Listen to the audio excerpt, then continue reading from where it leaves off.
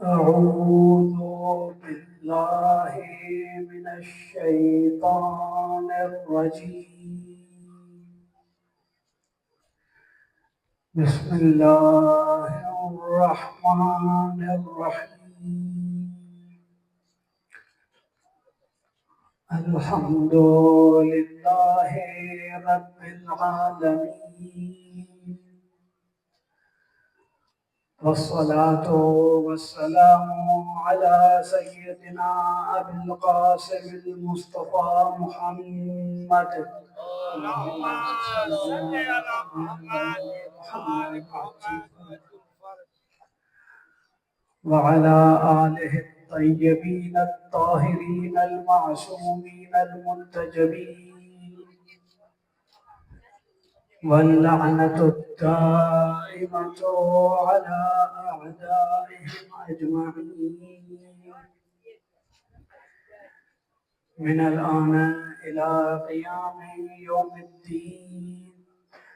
أما بعد، فقد قال الله تعالى في كتابه المجيد: بسم الله الرحمن الرحيم.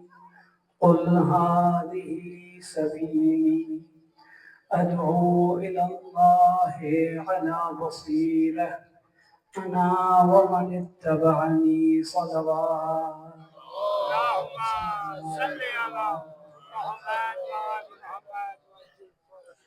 ہماری سلسلے مجالس کی کیونکہ موضوع کے اعتبار سے آخری مجلس ہے، تو کوشش یہی ہوگی کہ اب موضوع کو کسی جگہ تک پہنچایا جائے۔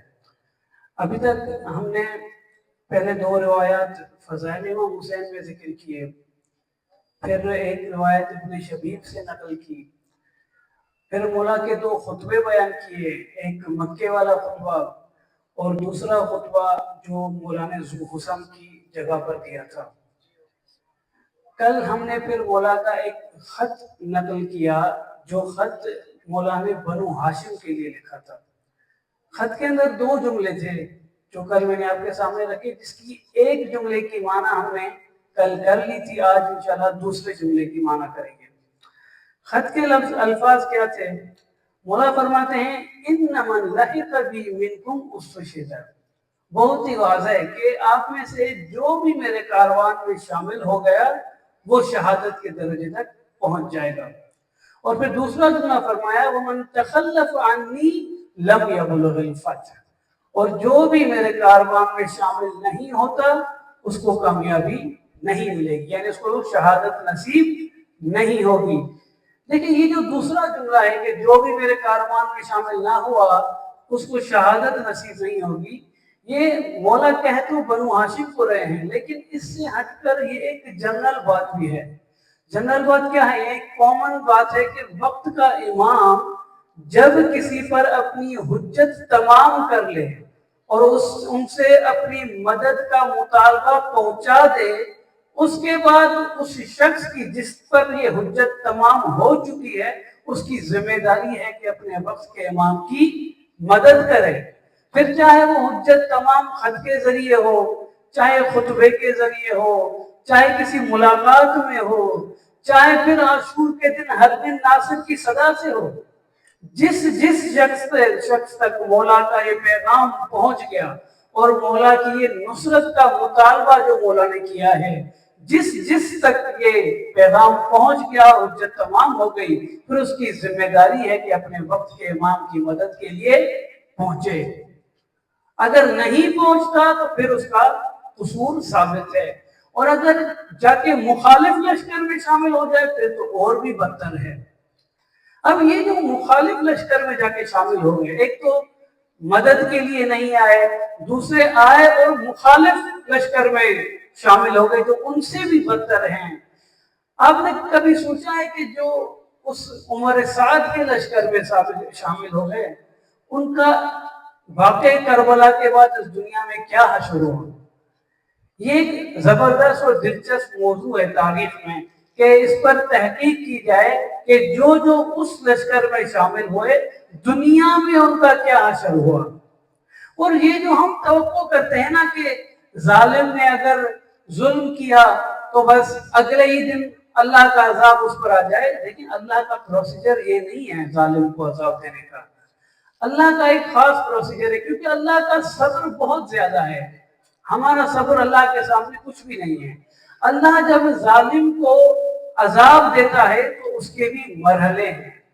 پہلے مرحلے میں ظالم کو ڈھیل دی جاتی ہے. اتنی ڈھیل دی جاتی ہے, اتنی ڈھیل دی جاتی ہے کہ جب اس کا ظلم اوج تک پہنچ جائے پھر اس کو اللہ اپنی پکڑ میں لے کر آتا ہے. تو یہ توقع رکھنا کہ اگر عمر سعد کے لشکر میں جو بھی ظالم تھے انہوں نے اگر 10 محرم کو ظلم کیا تو 11 محرم پر ان کا عذاب آ جائے گا, یہ اللہ کا پروسیجر نہیں ہے. اللہ 2 مرحلوں میں ظالم کو سزا دیتا ہے. پہلا مرحلہ ڈھیل اور دوسرا مرحلہ اللہ کی پکڑ. سلام بھیجے محمد علیہ وسلم.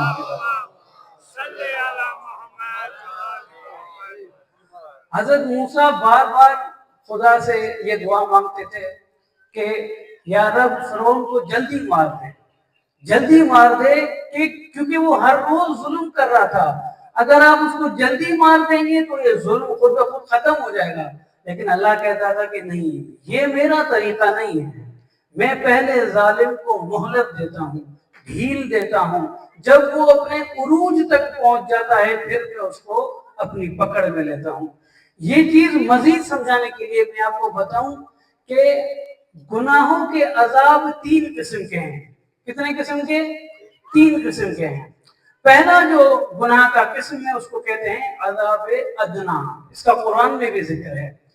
یہ وہ عذاب ہے جو کہ قریب الوقوع ہوتا ہے, اسی دنیا میں ملتا ہے. اور یہ جو عذاب ادنا ہے نا, اگر ہمیں اس دنیا میں ملے تو یہ ایک مثبت چیز ہوتی ہے. کیوں؟ کیونکہ اگر ہم اس دنیا میں ہی اپنے گناہوں کی سزا کسی مصیبت یا کسی بیماری کی صورت میں برداشت کر لیں تو آخرت کے جو سزا ہے وہ خود بخود گھٹ جاتی ہے. اسی لیے عذاب ادنا ایک مثبت عذاب ہے. اگر مومنین کو اسی دنیا میں کوئی مصیبت, کوئی بیماری لگ جائے اور یہیں پر اس کے گناہ دھل جائیں تو یہ اس کے لیے اچھی چیز ہے, اس کو شکر کرنا چاہیے. کیونکہ یہ دنیا میں جو عذاب ہے یہ تو قابل برداشت ہیں, لیکن جو آخرت کے عذاب ہیں وہ بہت ہی سخت عذاب ہوتے ہیں. تو مومن شکر کرے کہ اگر اسے عذاب ادنا ملتا ہے. سب بھیجے محمد. میں نے کہا عذاب ادنا کا قرآن میں بھی ذکر ہے. آیا قرآن ہے, بسم اللہ الرحمن الرحیم, وَلَنُذِيقَنَّهُم مِّنَ الْعَذَابِ الْأَدْنَىٰ دُونَ الْعَذَابِ الْأَكْبَرِ. کیوں؟ لَعَلَّهُمْ يَرْجِعُونَ. ہم کچھ لوگوں کو اسی دنیا میں عذاب ادنا میں شامل کر دیتے ہیں, یہ جو قریب الوقوع عذاب ہوتا ہے. کیوں؟ تاکہ ہم اسے عذاب اکبر سے بچائیں, تاکہ اس آخرت کے عذاب سے بچائیں جو بالکل قابل برداشت نہیں ہے. یا اللہ کیوں آپ مومنین کو عذاب ادنا میں ڈالتے ہیں؟ کہ لعلہم یرجعون, تاکہ وہ کاش کہ سدھر جائیں اسی دنیا میں. جب یہ مصیبت اور بلا دیکھتے ہیں اپنے ہی گناہوں کی وجہ سے تو اس مصیبت میں جب مبتلا ہو جائیں تو خود کو سدھار لیں. یہ قرآن میں خدا فرما رہے ہیں. صلی اللہ علیہ محمد علیہ وسلم. رسول اللہ صلی اللہ علیہ وآلہ وسلم اللہم صلی علی محمد وآلہ وسلم کے زمانے میں ایک نوجوان شخص تھا. وہ ایک نامحرم لڑکی کے پیچھے جا رہا تھا. گلی میں اس کو کہیں نظر آئی, وہ اس کا پیچھا کر رہا تھا. اس زمانے میں کیونکہ گھروں کی جو دیواریں تھیں وہ نرم مٹی سے بنی ہوتی تھی تو ان دیواروں میں کوئی نہ کوئی چیز پھنس جاتی تھی. کبھی کوئی ہڈی پھنس گئی, کبھی کوئی اور چیز پھنس گئی. تو سامنے اس کی ایک دیوار تھی جس میں ایک ہڈی پھنسی ہوئی تھی. اس کا دھیان تھا اس لڑکی میں, اسی لڑکی کو دیکھ رہا تھا اور اسی کی طرف بڑھ رہا تھا. دھیان دیوار میں نہیں تھا. اچانک اس کا چہرہ جا کے دیوار میں لگتا ہے اور وہ ہڈی اس کی آنکھ میں چلی جاتی ہے اور اس کی آنکھ سے خون بہنے لگتا ہے. رسول اللہ یہ دیکھ رہے ہوتے ہیں. وہاں پر قرآن کی آیت نازل ہوتی ہے کہ قُلْ لِلْمُؤْمِنِينَ يَغُضُّوا مِنْ أَبْصَارِهِمْ وَيَحْفَظُوا فُرُوجَهُمْ کہ اے میرے پیغمبر مومنین کو بتا دو کہ جب کوئی نامحرم لڑکی آ رہی ہو تو اپنی نظر کو جھکا دیں, اپنی نظر کو جھکا دیں تاکہ ان کا دامن محفوظ رہے. کیوں؟ پھر بہتر ذالک ازکا لہم، یہی ان کے لیے اچھی چیز ہے، یہی ان کے لیے طہارت اور پاکی ہے کہ اپنے دامن کو محفوظ رکھیں۔ پھر کہتے ہیں ان اللہ خبیر بما تصنعون، اللہ کو سب پتا ہے کہ آپ کیا اعمال انجام دے رہے ہیں، سب پتا ہے کہ کون کیا کر رہا ہے، اور اسی میں ان کی بھلائی ہے کہ جب نامحرم کو دیکھیں اپنی نگاہوں کو جھکا لے۔ دیکھیں ایک حجاب اگر عورت کے لیے ہے تو دوسرا حجاب مرد کے لیے بھی ہے۔ اگر عورت حجاب نہیں کرتی اس کا گناہ اپنی جگہ، لیکن مرد کی بھی ذمہ داری ہے کہ جب وہ سامنے آئے تو اپنی نظروں کو جھکا دے۔ صلی اللہ علیہ وسلم۔ آپ سوچ رہے ہوں کہ یہاں پہ عذاب ادنا کا ذکر کہاں پر ہے؟ یہ جو واقعہ ہوتا ہے تو رسول خدا اس نوجوان کے ساتھ ایک گفتگو کرتے ہیں، کہتے ہیں کہ تمہیں پتا ہے تم بڑے خوش نصیب ہو۔ وہ نوجوان پریشان ہو جاتا ہے، میں تو ایک نامحرم لڑکی کا پیچھا کر رہا تھا اور خدا نے مجھے اس کا ایک صلہ دے دیا، ایک چوٹ دے دی مجھے، میں کیسے خوش نصیب ہوا؟ تو پیغمبر فرماتے ہیں کہ تمہیں اس چوٹ کی وجہ سے تم نے اس نامحرم لڑکی کا پیچھا چھوڑ دیا، خدا بھی یہی چاہتا تھا کہ اسی دنیا میں اس کو کسی طریقے سے کوئی چوٹ دوں تاکہ وہ گناہ کو کنٹینیو کرنے سے رک جائے۔ مومنین کے لیے عذاب ادنا ایسے ہی ہوتا ہے، ایک دنیاوی تکلیف اور مصیبت ان کو دی جاتی ہے تاکہ وہ اپنے گناہوں سے دور ہو جائیں۔ اس نوجوان کے ساتھ بھی ایسا ہی ہوا اور پیغمبر نے اس کو خوش نصیب قرار دیا۔ صلی اللہ علیہ وسلم۔ آپ نے دیکھا ہوگا بعض مومنین مرنے سے پہلے بہت ہی سخت بیماری میں مبتلا ہو جاتے ہیں، بہت ہی تکلیف دیکھتے ہیں۔ روایات میں ملتا ہے کہ اگر اس تکلیف دہ بیماری میں مومن اگر صبر کر لے تو کیوم ولدتہ امہ، وہ مومن ایسے ہے جیسے تازہ اپنی ماں کی پیٹ سے نکلا ہو، اس کے گناہ مکمل دھو دیے جاتے ہیں، مرنے سے پہلے وہ بے گناہ ہو جاتا ہے اگر مومن اس آزمائش کی گھڑی میں صبر کر لے۔ آپ دیکھیں امام صادق علیہ السلام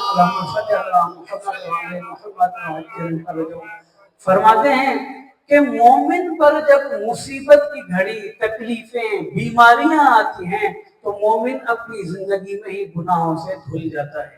امام کا فرمان ہے۔ صرف یہی نہیں، ایک اور حدیث میں ہے کہ اذا اراد اللہ بعبد خیرا عاتبہ فی منامہ، کہ کبھی کبھار اللہ اگر کسی بندے سے خیر چاہتا ہے تو برے کام سے پہلے اس کو نیند میں ایک برا سپنا یا خواب دے دیتا ہے۔ کیوں؟ کیونکہ اس خواب دیکھنے سے وہ اس گناہ سے محفوظ رہ جاتا ہے۔ اب یہ جو خواب دیکھنے سے کیسے محفوظ ہوتا ہے اس کے بارے میں بھی ایک واقعہ ہے کہ امام صادق علیہ السلام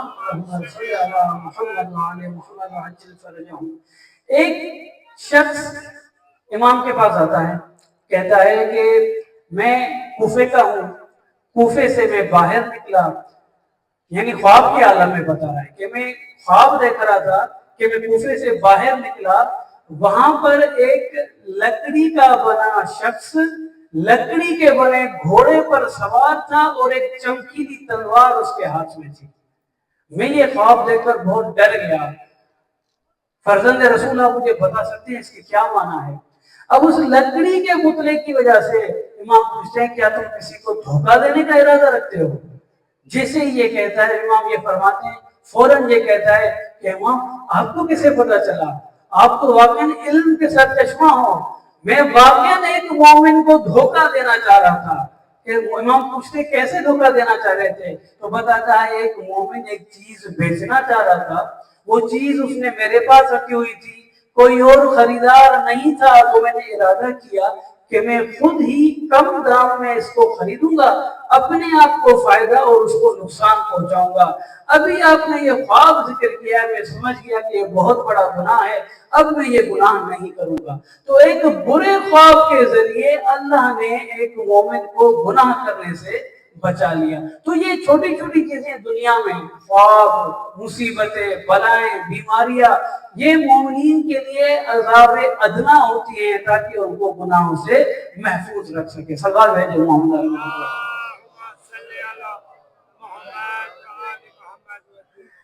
یہ پہلا قسم۔ یہ مومنین کے لیے ہے. لیکن اب دوسرا قسم عذاب استدراج. دعا کریں کہ ہم کبھی اس عذاب میں مبتلا نہ ہو. یہاں سے پھر ظالموں کے عذاب کے جو فیزز ہیں، جو مرحلے ہیں، یہاں سے شروع ہوتے ہیں.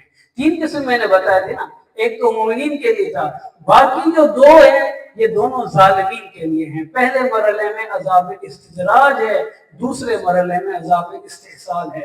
یہ کیسے ہیں میں آپ کو بھی بتاتا ہوں کہ آیہ قرآن ہے والذین کذبوا بآیاتنا سنستدرجهم من حیث لا یعلمون، کہ جو بھی لوگ ہماری آیات کو جھٹلاتے ہیں ہم ان کو آہستہ آہستہ تباہی کی طرف لے کر جاتے ہیں. آہستہ آہستہ تباہی کی طرف لے کر جاتے ہیں. یعنی کیا؟ یعنی ڈھیل دیتے ہیں، ایک ایسی ڈھیل جس میں وہ اپنے ظلم کے اوج تک پہنچ جاتا ہے. اس کو پتا نہیں ہوتا کہ یہ جو مجھے دنیاوی نعمتیں، پیسہ، دولت اور یہ چیزیں مل رہی ہیں یہ سب خدا کی ڈھیل ہے. وہ اسی مزوں میں مزید ظلم کرتا جاتا ہے، لیکن حقیقت میں وہ اس کا گریجول فال ہوتا ہے. وہ آہستہ آہستہ گرنے کی طرف جا رہا ہوتا ہے، لیکن وہ باخبر نہیں ہوتا. صلی اللہ علیہ وسلم. کچھ لوگ پوچھتے ہیں کہ ہمارا ایک پڑوسی ہے، وہ شرابی بھی ہے، زانی بھی ہے، رشوت بھی کھاتا ہے، لیکن نہ اس کو بیماری ہے، نہ اس کے بیٹے کو بیماری ہے، پیسہ بھی بہت ہے، گھر بھی ہیں، گاڑیاں بھی ہیں. یہ کیا ماجرا ہے؟ ہم جو اتنا دین پر چلتے ہیں، کبھی ہمیں کوئی بیماری، کبھی کوئی مصیبت، پیسے بھی نہیں ہیں، یہ کیا چکر ہے؟ تو اس کا یہی جواب ہے، وہ جو ظالم ہے، جو ظلم کر رہا ہے، اپنے آپ پر ظلم کر رہا ہے، اس کو خدا ڈھیل دے رہا ہے. کبھی اس کو پیسے دے رہا ہے، کبھی گاڑی دے رہا ہے، کبھی گھر دے رہا ہے. مومن جب گناہ کرتا ہے تو اس کو کبھی بیماری ملتی ہے، کبھی مصیبت، لیکن وہ جب کرتا ہے تو اس کو نعمتوں کے اوپر نعمتیں، آخرت کی نعمت نہیں، دنیا کی نعمتیں ملتی جاتی ہیں جو ایک ڈھیل ہوتی ہیں دروا کے. مومن کو مصیبت اور اس کو ڈھیل. مومن کے لیے وہ مصیبت مصلحت ہوتی ہے، لیکن اس شخص کے لیے ڈھیل عذاب کی شروعات ہوتی ہے. صلی اللہ علیہ وسلم. فرعون نے کتنی بار خدائی کا دعویٰ کیا، کتنی بار دعویٰ کیا کہ میں خدا ہوں. خدا کے سامنے خدائی کا دعویٰ کرنا، لیکن اس کی قدرت بڑھتی جا رہی تھی، اس کے پیسے بڑھتے جا رہے تھے، اس کی طاقت بڑھتی جا رہی تھی. یہ عذاب استدراج ہے. قرآن کی آیت ہے وَلَمَّا نَسُوا مَا ذُكِّرُوا بِهِ فَتَحْنَا عَلَيْهِمْ أَبْوَابَ كُلِّ شَيْءٍ. جب وہ ہماری دی ہوئی نصیحتیں بھول جاتے ہیں ہم ان کے لیے دنیا کے سارے دروازے کھول دیتے ہیں. یعنی کیا یا اللہ، وہ نصیحتیں بھول رہے ہیں اور آپ ان کے لیے دنیا کی دروازے کھول رہے ہیں. حقیقت میں یہی عذاب استدراج ہے کہ وہ اللہ کی نافرمانی کر رہے ہیں، نصیحتوں کو بھلا رہے ہیں، لیکن اللہ ان کے لیے دنیاوی نعمتوں کے دروازے کھولتے جا رہے ہیں، ڈھیل دیتے جا رہے ہیں تاکہ وہ مزید ظلم کرے. اور پھر ایک اور مثال دیتا ہوں تاکہ واضح ہو جائے کہ عذاب ادنا کس کو کہا جاتا ہے اور عذاب استدراج میں دوسرا قسم ہے وہ کس کو کہا جاتا ہے. اگر ایک ہی اسکول میں 2 اسٹوڈنٹس پڑھ رہے ہیں، ایک جو ہے وہ پڑھائی نہیں کرتا لیکن ٹیچر اس کو پنش کرنے کے بجائے اس کو پکنک پر لے جائے. تصور کریں، نہیں پڑھ رہا، ٹیچر پنش کرنے کے بجائے اس کو پکنک پر لے کر جائے. پیرنٹس کو بھی نہیں پتا ہے کہ یہ نہیں پڑھ رہا، لیکن جو دوسرا ہے وہ جو نہیں پڑھتا جب تو اس کو پنش بھی کرتے ہیں، پھر اس کے لیے پیرنٹ ٹیچر میٹنگ بھی بلاتے ہیں، اس کی پکنک پر بھی جو ہے وہ بندش لگاتے ہیں. اگر یہ 2 ہی اسٹوڈنٹس ایسے ہی جاری رہیں اور وہ جو اسٹوڈنٹ نہیں پڑھ رہا اور اس کو پھر بھی ڈھیل دی جا رہی ہے، جب امتحان آئے گا تو کون فیل ہوگا اور کون پاس ہوگا. جس کو ڈھیل دی جا رہی ہے، جس کو یہ کہا جا رہا ہے کہ بھلے تم نہ پڑھو، تم پر کوئی سختی نہیں، وہ اپنی اس نہ پڑھنے والی حرکت میں مزید مشغول ہوگا اور جب امتحان کی باری آئے گی تو وہ فیل ہوگا. ہاں میں مہذب معاشرے کی بات کر رہا ہوں، یہاں پر تو پیسے دے کے پاس ہو جاتے ہیں، یہاں کی بات نہیں کر رہا. مہذب معاشرے میں اگر کوئی بچہ اسکول میں نہیں پڑھے اور پنشمنٹ کی جگہ اس کو ڈھیل ملے تو امتحان میں فیل ہو جائے گا، لیکن دوسرا اسٹوڈنٹ جس کو پنش کیا جا رہا ہے وہ اس پنشمنٹ کی وجہ سے واپس پڑھائی کی طرف جائے گا اور امتحان میں پاس ہو جائے گا۔ یہ جو دوسرا ہے جس کو پنش کیا جا رہا ہے یہ مومن ہے، اور وہ جو پہلا والا جس کو ڈھیل دی جا رہی ہے یہ ظالم ہے۔ صلی اللہ علیہ محمد۔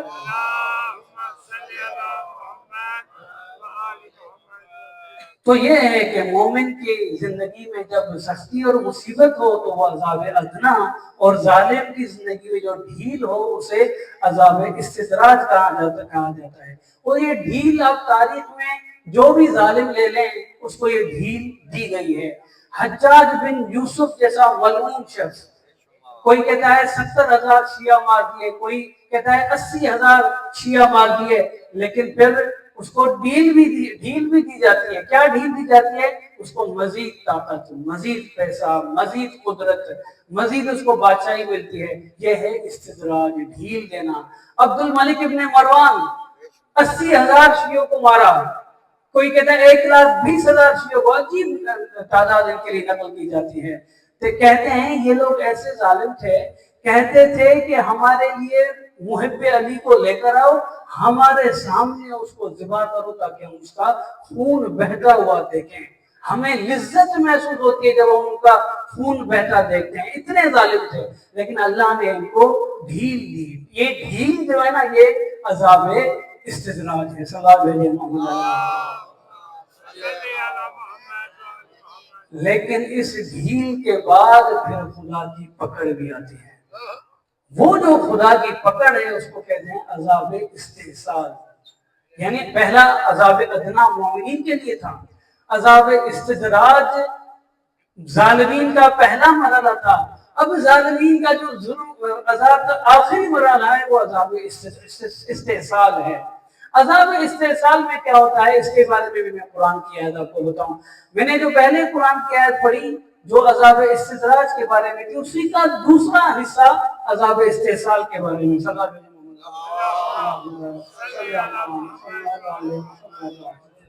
خدا فرماتے ہیں وَلَمَّا نَسُوا مَا ذُكِّرُوا بِهِ فَتَحْنَا عَلَيْهِمْ أَبْوَابَ كُلِّ شَيْءٍ۔ یہ میں نے پہلے بتایا کہ جب وہ ہماری نصیحتیں بھول جاتے ہیں تو ہم ان کے لیے دنیا کے سارے دروازے کھول لیتے ہیں۔ یہ عذاب استدراج تھا، لیکن پھر کیا ہوتا ہے؟ حَتَّى إِذَا فَرِحُوا بِمَا أُوتُوا أَخَذْنَاهُمْ بَغْتَةً۔ لیکن جب وہ اپنے ظلم کی مستی میں مشغول ہو جاتے ہیں، جب اس مستی میں مزید ظلم کرتے ہیں تو اچانک ہم ان کو اپنی پکڑ میں لے لیتے ہیں۔ بغتتاً، اچانک ہم ان کو اپنی پکڑ میں لیتے ہیں۔ فَإِذَا هُمْ مُبْلِسُونَ، پھر ان کے نصیب میں صرف اور صرف مایوسی ہوتی ہے۔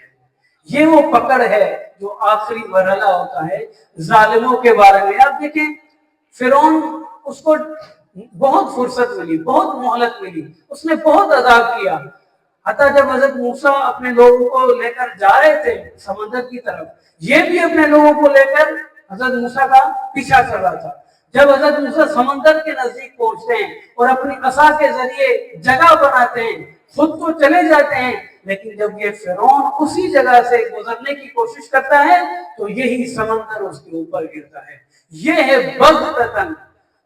اس نے سوچا بھی نہیں تھا کہ یہ جو سمندر موسیٰ کے لیے کھلا ہوا ہے، اگر میں جاؤں گا تو میں اللہ کی پکڑ میں آ جاؤں گا۔ اس کے ساتھ یہی ہوا، وہ گیا اور اوپر سے سمندر گرا اور وہ اللہ کی پکڑ میں آ گیا۔ صرف یہی نہیں، پھر ایک اور قرآن میں آیتیں کہتے ہیں فَالْيَوْمَ نُنَجِّيكَ بِبَدَنِكَ لِتَكُونَ لِمَنْ خَلْفَكَ آیَةً۔ اے فرعون، ہم تمہارے جسم کو اس سمندر سے محفوظ طریقے سے نکالیں گے تاکہ تم بعد والوں کے لیے عبرت کی نشانی بن جاؤ۔ حتیٰ جو ابھی فرعون کے ساتھ منسوخ جو ممی ہے اس کی جو تحقیق کی گئی ہے اس میں سے نمک نکلا ہے۔ وہ نمک کیا بتاتا ہے؟ کہ یہ سمندر میں غرق ہوا تھا۔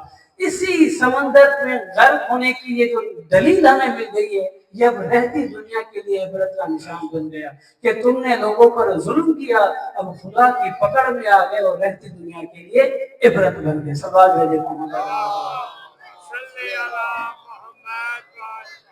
اب میں آپ کو استحصال کے کچھ نمونے بنو امیہ کے خاندان سے بتاتا ہوں کہ انہوں نے کتنا ظلم کیا اور پھر کیسے خدا کی پکڑ میں آ گئے۔ دو ایسے نمونے ہیں جو کربلا کے واقعے کے بعد ہیں لیکن ہیں وہ بھی بنو امیہ کے، اور 3 ایسے ہیں جو کربلا کے واقعے سے مربوط ہیں۔ پہلا نمونہ حجاج بن یوسف، یہ ملعون شخص، میں نے آپ کو بتایا اس نے کتنا ظلم کیا، لیکن اس نے امام سجاد علیہ السلام محمد کے ایک صحابی تھے جن کا نام تھا سعید ابن جبیر۔ سعید ابن جبیر بہت ہی متقی اور پرہیزگار شخص تھا۔ اس حجاج بن یوسف نے سعید ابن جبیر کو پکڑا، اس کو تکلیف دی اور پھر آخر میں اس کو شہید کر دیا۔ یہ سعید ابن جبیر جب دیکھ رہا تھا کہ اب میں بس شہید ہونے والا ہوں، یہ ایک دعا کرتا ہے کہ اے میرے اللہ، یہ حجاج بن یوسف میرے بعد کسی اور پر ظلم نہ کر سکے، یہ حجاج بن یوسف میرے بعد کسی پر ظلم نہ کر سکے۔ روایات میں ہے کہ سعید ابن جبیر کی شہادت کے ٹھیک 40 دن بعد حجاج بن یوسف بیماری میں مبتلا ہو کر جہنم واصل ہو گیا، اور بیماری بھی کیسی عجیب بیماری تھی، اس کے معدے سے ہاضمے کی صلاحیت ختم ہو گئی تھی، جو بھی چیز کھا رہا تھا وہ ہضم نہیں ہو رہی تھی۔ ہمارے پیٹ میں کیا ہے، ایسڈز ہے نا، ایسڈز کے ذریعے ہم اپنی غذا کو ہضم کرتے ہیں، اس کے پیٹ سے صلاحیت ہی ختم ہو گئی اور اس کا پیٹ ٹھنڈا ہو گیا، سرد ہو گیا، حتیٰ وہ اپنے پیٹ کو گرم کرنے کے لیے آگ کو لگاتا تھا، اپنے پیٹ کو شعلے لگاتا تھا آگ کے، لیکن وہ بھی اس کو محسوس نہیں ہوتے تھے، اس کا پیٹ ٹھنڈا ہو گیا تھا، اور اسی تکلیف میں وہ مر گیا۔ حتیٰ طبیب کہتے ہیں کہ ہم نے ایک گوشت کا ٹکڑا دھاگے میں باندھ کر اس کے منہ سے اس کے حلق کے نیچے بھیجا اس کے پیٹ میں، جب اس کو باہر نکالا تو اس گوشت میں بھی کیڑے لگے ہوئے تھے، اس کا پیٹ کیڑوں سے بھر گیا تھا، اور اسی بیماری میں وہ مبتلا ہو کر جہنم واصل ہو گیا۔ صلی اللہ علیہ وسلم۔ ایک اور مثال میں آپ کو دوں، عبد الملک ابن مروان کا بیٹا عبد الملک، اس کے ساتھ کیا ہوا، بہت ظلم کیا اس نے، اور اللہ نے اس کو ڈھیل بھی تھی، لیکن ڈھیل دینے کے بعد ایک مرتبہ اللہ کی پکڑ میں آ گیا۔ کیسے پکڑ میں آیا؟ اس کو ایک عجیب بیماری ہوئی کہ پانی اس کے لیے زہر بن گیا۔ طبیبوں نے سختی سے منع کیا کہ اس کو اگر پانی دیا تو وہیں پہ مر جائے گا۔ اتنی پیاس لگتی تھی اس کو، اتنی پیاس لگتی تھی، روتا تھا، العطش العطش، مجھے پیاس لگی ہے، پانی دو، لیکن کوئی اس کو پانی نہیں دیتا تھا کیونکہ مر جانا تھا پانی دینے کے بعد۔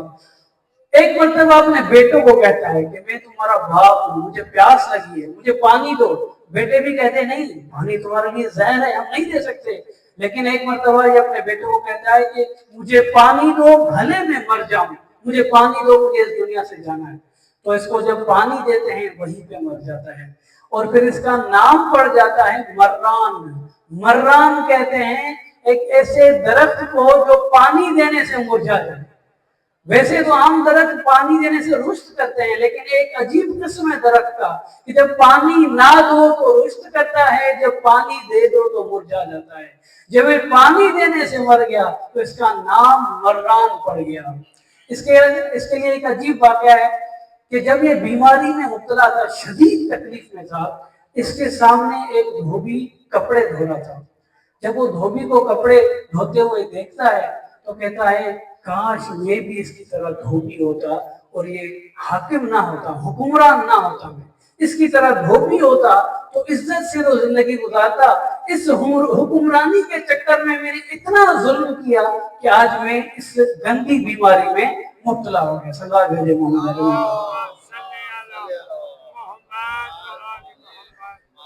بنو امیہ کے بعد جو بنو عباس کا پہلا خلیفہ آیا جس کا نام ابو العباس صفاح تھا، صفاح یعنی جو بہت زیادہ خون بہاتا ہے اس کو صفاح کہتے ہیں۔ یہ بھی بہت ظالم تھا، لیکن کہتے ہیں نا کہ کبھی کبھار ظالم کے ذریعے دوسرے ظالم کو سزا مل جاتی ہے۔ اس بنو عباس کے پہلے خلیفے نے بنو امیہ کے 1000 لوگ مارے، اور نہ صرف 1000 لوگ مارے، ان کے لوگوں کو قبروں سے نکال کر، ان کی ہڈیاں نکال کر ان کو آگ لگائی۔ نہ صرف یہ، بنو امیہ کے لوگوں کو مار کر ان کی کھوپڑیاں جمع کر کے اس کے اوپر قالین بچھا کر خود کرسی رکھ کر پھر اس کے اوپر بیٹھتا تھا. اتنا ظالم تھا تو ظالم. اس نے کوئی اللہ کی خاطر بنو یا کو نہیں مارا تھا, اپنے اقتدار کی خاطر مارا تھا, لیکن ایک ظالم کے ذریعے دوسرے ظالم کو سزا مل رہی تھی. اب میں تیسرا قسم بتاؤں, یہ کربلا سے متعلق ہے. عمر سعد. عمر سعد آپ کو پتا ہے عاشور سے پہلے اس کی مولا حسین سے ملاقات ہوئی تھی. مولا حسین کی طرف سے بھی کچھ لوگ تھے, عمر سعد کی طرف سے بھی کچھ لوگ تھے. ایک میٹنگ ہوئی تھی, وہاں سے مولا حسین تھے اور حضرت عباس تھے اور شہزادہ علی اکبر تھے, اور اس طرف سے عمر سعد کا بیٹا اور اس کا غلام, تین لوگ تھے. پہلے 20 تھے, پھر باقی سب چلے گئے. پھر 3 اور 3 آپس میں بیٹھے اور انہوں نے بات کی. تو وہاں پر مولا حسین نے اس کو نصیحت کی کہ عمر سعد باز آ جاؤ, میرے قتل میں تمہاری کوئی بہتری نہیں ہے. یہ جو تمہارے ذہن میں ہے کہ تمہیں رئیس شہر کی حکومت ملے گی, نہیں ملے گی. میں تمہیں بتا رہا ہوں تمہیں نہیں ملے گی. لیکن اس کو ضد ہوتا ہے, کہتا ہے کہ نہیں, مجھے رئیس شہر کی حکومت ملے گی, میں باز نہیں آنے والا. وہاں پر جب مولا دیکھتے ہیں کہ کوئی نصیحت اس پر کام نہیں کر رہی, تو وہاں مولا اس کو بددعا دیتے ہیں, ذبحک اللہ علی فراشک. اے عمر سعد, اللہ تمہیں تمہارے گھر کے اندر ذبح کرے, اللہ تمہیں تمہارے گھر کے اندر ذبح کرے. پھر امام فرماتے ہیں کأنی برأسک علی قصبۃ قد نصب بالکوفہ, گویا کہ میں دیکھ رہا ہوں کہ کوفے میں تمہارا سر نیزے پر بلند ہے اور بچے تمہارے سر کے ساتھ کھیل رہے ہیں, اٹھا کر تمہارے سر کو پھینک رہے ہیں, اور بچے تمہارے سر کو نشانہ بنا رہے ہیں. جیسے بچے کھیلتے ہیں, کوئی چیز رکھ کر نشانہ بناتے ہیں, بچے تمہارے سر کے ساتھ کھیل رہے ہیں. یہ ہنستا ہے, کہتا ہے کہ میں عمر سعد جو کہ یزید کے لشکر کا سپہ سالار ہوں, جس کو ریت کی حکومت ملنے والی ہے, میرے سر کو نیزے پہ اٹھا کر بچے مار رہے ہیں, کیسے ممکن ہے. لیکن پھر کربلا کے 6 سال کے بعد مختار نے قیام کیا. یہی عمر سعد, مختار کے لوگ اس کے گھر میں گھس کر اس کے گھر میں اس کو ذبح کرتے ہیں, اور پھر یہی نہیں, اس کے بیٹے کو لے کر جاتے ہیں مختار کے سامنے, اس کو بھی ذبح کرتے ہیں. تو یہ ہے استحصال, یہ ہے خدا کی پکڑ. صلاۃ علی محمد علیہ. اب یہ ایک چوتھا کردار میں آپ کو کربلا کا بتاؤں, اس کے بعد ایک اور آخری واقعہ پھر میں چلا جاؤں گا مسائل کی طرف. یہ چوتھا کردار بڑا ہی خبیث کردار تھا. اس کا نام تھا عبداللہ ابن حسین.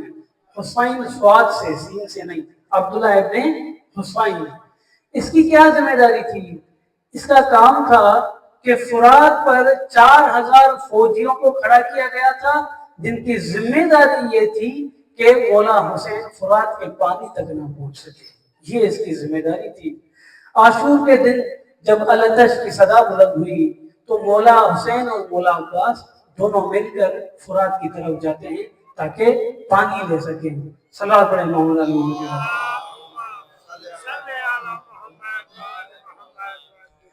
لیکن یہ جو 4000 کا لشکر ہے, یہ دونوں پر تیر برساتے ہیں. جب دونوں پر تیر برساتے ہیں تو مولا حسین اور مولا عباس ایک جگہ تک, مولا حسین اور مولا عباس ایک جگہ تک پہنچتے ہیں, پھر وہاں رک جاتے ہیں. جب رک جاتے ہیں اور پانی تک نہیں پہنچ پاتے تو یہ ملعون عبداللہ ابن حسین ایک جملہ کہتا ہے, یا حسین الا تنظروا الی الماء کانہ کبد السماء. حسین, فرات کے پانی کو دیکھ رہے ہو کیسے آسمان کی طرح چمک رہا ہے. حسین, فرات کے پانی کو دیکھ رہے ہو کیسے آسمان کی طرح چمک رہا ہے. واللہ لا تذوق منہ قطرۃ حتی تموت عطشا. اے حسین, میں تمہیں اس پانی کی ایک بوند بھی نصیب نہیں ہونے دوں گا اور تم پیاسے شہید ہو جاؤ گے. کتنا مشکل ہے, آپ سوچیں, ایک بھوکے شخص کو آپ کھانا دکھائیں اور اس کو نہ دیں. ایک پیاسا 3 دن سے پیاسا ہے, فرزند رسول ہے, اس کو یہ پانی دکھاتا ہے کہ دیکھو پانی کیسے چمک رہا ہے, تمہیں ایک قطرہ بھی نہیں دوں گا. اتنے پست تھے یہ لوگ کہ یہ بھی روایات میں ہے کہ جب مولا حسین زخمی ہو کر زمین پر پڑے تھے تو ان میں سے کچھ ملعون شخص ان کے ہاتھ میں جو بھی تھا وہ ثواب کی خاطر مولا حسین کو مار رہے تھے. کسی کے ہاتھ میں پتھر تھا، پتھر مار رہا تھا، کسی کے ہاتھ میں عصا تھی، عصا مار رہا تھا، کسی کے ہاتھ میں کچھ نہیں تھا، مٹی اٹھا کر مار رہا تھا. ایسے پست لوگ تھے. اور جب یہ مولا حسین کو تانا دیتا ہے کہ دیکھو پانی کیسے آسمان کی طرح چمک رہا ہے، تمہیں ایک بوند بھی نصیب نہیں ہوگی، تو وہاں پر مولا اسے ایک بد دعا دیتے ہیں، اللہم اقتلہ عطشا ولا تغفر لہ ابدا، کہ میرے اللہ اس کو پیاسا مار دینا اور اس کی کبھی بخشش نہ کرنا. اور پھر راوی کہتا ہے کربلا کا واقعہ ختم ہو گیا، سب اپنے اپنے گھروں میں چلے گئے. یہ عبداللہ ابن حسین بھی اپنے گھر چلا گیا. اور واقع کربلا کے کچھ عرصے کے بعد یہ اللہ کی ایسے پکڑ میں آیا، اس کو ایک عجیب بیماری ہوئی. ابھی خود یہ راوی نقل کرتا ہے کہ اس کے چاروں طرف مشکیزیں پڑے ہوئے تھے اور یہ بار بار کہتا تھا کہ مجھے پانی چاہیے، مجھے پانی چاہیے. جتنا پانی پیتا تھا پھر کہتا تھا مجھے پانی چاہیے، میری پیاس نہیں بجھ رہی. العطش العطش کی چیختا تھا، پھر پانی پیتا تھا، الٹی کرتا تھا، پھر پانی پیتا تھا، پھر الٹی کرتا تھا، لیکن اس کی پیاس نہیں بجھ رہی تھی. اور پھر تڑپ تڑپ کے اسی پیاس میں مر گیا. یہ امام کی فتویٰ آپ کو ذہن میں ہو کہ امام نے یہ نہیں کہا تھا کہ تمہیں پانی نصیب نہیں ہوگا، نہیں، تمہیں پیاس کی حالت میں موت نصیب ہوگی. پانی پیو گی ابھی لیکن تمہاری پیاس نہیں بجھے گی. اور اسی پیاس میں یہ جہنم واصل ہو گیا. سوال بھیجے محمد علی. ایک آخری نمونہ اور پھر میں مصائب کی طرف چلا جاؤں گا. عبید اللہ ابن زیاد. عبید اللہ ابن زیاد نے 61 ہجری میں 10 محرم کو عصر عاشور میں شمر کے ذریعے مولا حسین کو ذبح کیا. ٹھیک 6 سال کے بعد موصل میں مختار کے قیام کے بعد ابراہیم اشتر عبید اللہ ابن زیاد کے سینے پر بیٹھا تھا اور تھا بھی عصر عاشور. ٹھیک 6 سال بعد عصر عاشور کو عبید اللہ ابن زیاد کے سینے پر کون سوار تھا؟ ابراہیم اشتر. اور اس کا سر ذبح کرتا ہے اور کچھ عرصے بعد وہ سر کوفے پہنچتا ہے. پھر کوفے میں اسی جگہ پر جہاں مولا حسین کا سر پڑا تھا اسی جگہ پر عبید اللہ ابن زیاد کا سر پڑا تھا. اور جس جگہ پر عبید اللہ ابن زیاد بیٹھا تھا اس جگہ پر مختار ثقفی بیٹھا تھا. یہ ہوتا ہے استحصال، خدا کی پکڑ میں آ جانا. اور پھر مختار دیکھتا ہے کہ اس کے چہرے پر ایک چھوٹا سا سانپ، عبید اللہ ابن زیاد کے چہرے، اس کے سر میں چھوٹا سا سانپ ہے جو کبھی اس کی کان میں جاتا ہے، کبھی اس کی ناک میں جاتا ہے اور اس کے سر کو بار بار کاٹ رہا ہے. تو مختار جوتی اتار کے اس کے سر کو مارتا ہے کہ وہ سانپ بھاگ جائے. ایک شخص وہاں پہ کھڑا ہوتا ہے، کہتا ہے مختار چھوڑو، سانپ بھلے اس کو کاٹے، کیونکہ یہیں پر فرزند رسول کا سر پڑا تھا اور یہ اسی جگہ پر چھڑی مار رہا تھا جہاں رسول خدا بوسا دے رہے تھے. جہاں رسول خدا بوسا دیتے تھے یہ اسی جگہ پر چھڑی مارتا تھا. چھوڑو بھلے سانپ اس کو کاٹے. السلام علی الحسین وعلی علی ابن الحسین وعلی اولاد الحسین وعلی اصحاب الحسین. دیکھیں کربلا کے واقعے میں آپ کو ہر عمر کے شہید ملیں گے. آپ کو بوڑھے بھی ملیں گے حبیب جیسے، آپ کو نوجوان ملیں گے علی اکبر جیسے، آپ کو کم سن ملیں گے قاسم جیسے، اور آپ کو شیر خوار ملیں گے علی اصغر جیسے. 6 مہینے اس کی عمر تھی شہزادہ علی اصغر کی کربلا میں، اور مولا کو مدینے سے ہوتے ہوئے کربلا پہنچنے تک کتنا ٹائم لگا؟ 5 مہینے 4 دن. اب آپ حساب لگائیں، یعنی جب مولا مدینے سے نکلے تو علی اصغر کی کیا عمر تھی؟ مشکل سے 20-25 دن. مولا مدینے سے 20-25 دن کا علی اصغر لے کے نکلے، کربلا پہنچتے پہنچتے وہ علی اصغر 6 ماہ کا ہو گیا. اور آخری حملے سے پہلے مولا جب خیموں میں جاتے ہیں تو بی بی رباب سے سوال کرتے ہیں کہ میرے علی اصغر کا کیا حال ہے، میرے علی اصغر کا کیا حال ہے.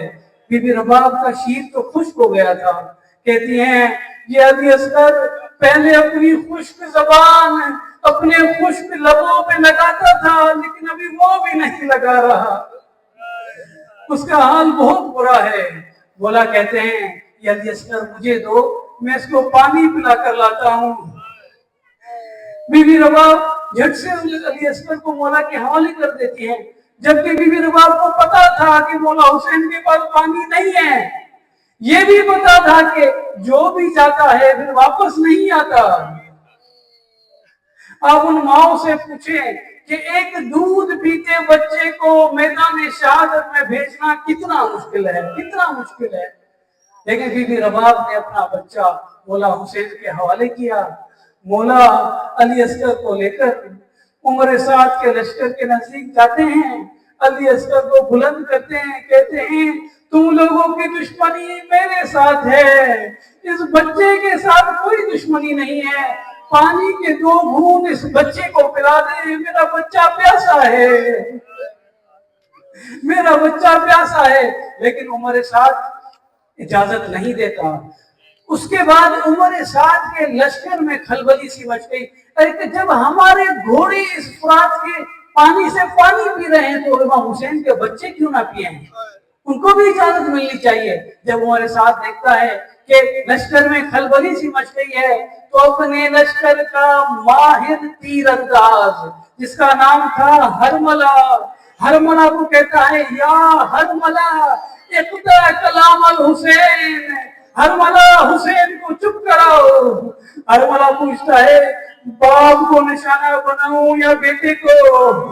عمر سعد سوچتا ہے کہ اگر میں بچے کو نشانہ بناؤں گا تو حسین کو زیادہ تکلیف ہوگی، تو کہتا ہے بچے کی گردن کی سفیدی کو نشانہ بناؤ۔ ہرملہ سے شعبہ تیر نکالتا ہے، سے شعبہ تیر، تیر 3 کونوں والا تیر جو حیوان کو بھی لگے تو کاٹ کے رکھتے، وہ تیر نکالتا ہے، بچے کی گردن کو نشانہ بناتا ہے، تیر پھینکتا ہے۔ راوی کہتا ہے فَذُبِحَ الطِّفْلُ مِنَ الْأُذُنِ إِلَى الْأُذُنِ، بچہ کان سے لے کر کان تک ذبح ہو گیا، بچہ کان سے لے کر کان تک ذبح ہو گیا۔ مولا حسین کے ہاتھوں پر بچے کا خون تھا، خون کو آسمان کی طرف پھینکتے ہیں۔ راوی کہتا ہے ایک قطرہ بھی واپس زمین پر نہ گرا۔ بچے کو لے کر خیموں کی طرف آگے بڑھتے ہیں لیکن ہمت نہیں ہوتی بچے کی ماں سے ملاقات کرنے کی۔ خیموں کے پیچھے جاتے ہیں، تلوار سے ایک ننھی قبر کھودتے ہیں، علی اصغر کو دفن کرتے ہیں، وہ کہتے ہیں اللہم تقبل منا ھذا القربان، اے میرے اللہ ہماری اس قربانی کو قبول فرما۔ الا لعنت اللہ علی القوم الظالمین فسیعلم الذین ظلموا أي منقلب ينقلبون۔